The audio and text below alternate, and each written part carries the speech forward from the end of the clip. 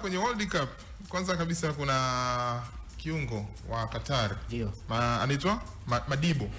Yeye amesimamishwa na FIFA mechi 5 kutokana na foul ambayo alicheza dhidi ya Kone katika mchezo ambao uliisha. Yes, kwa hiyo na Kone mwenyewe anakaa nje miezi 5.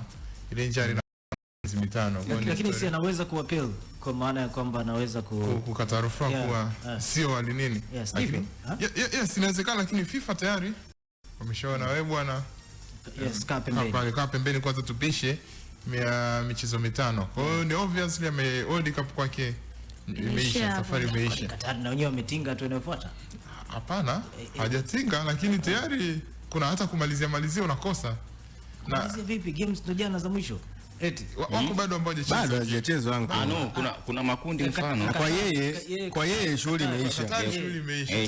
Lakini adhabu ya FIFA kuna mechi nyingine ambazo panda FIFA, yes, za mnyima testi. Sasa swali limeibuka kwa wengi, wanasema FIFA kauli mbiu yao inasema play fair, be positive. Sasa yeye hakufanya makusudi, ni sehemu ya mchezo. Kwa hiyo anapewa adhabu ya mechi 5, unamfungia michezo 5. Ile ni part ya mchezo. Kwa nini FIFA hawajawa positive au hawajawa fair kwa mchezaji? Ni swali ambalo wengi, sababu hata mchezaji mwenyewe alikwenda kuzungumza na Kone yeye mwenyewe alishazungumza, alionyesha kujutia pale, alimfuata chumbani lakini FIFA positive wameshindwa.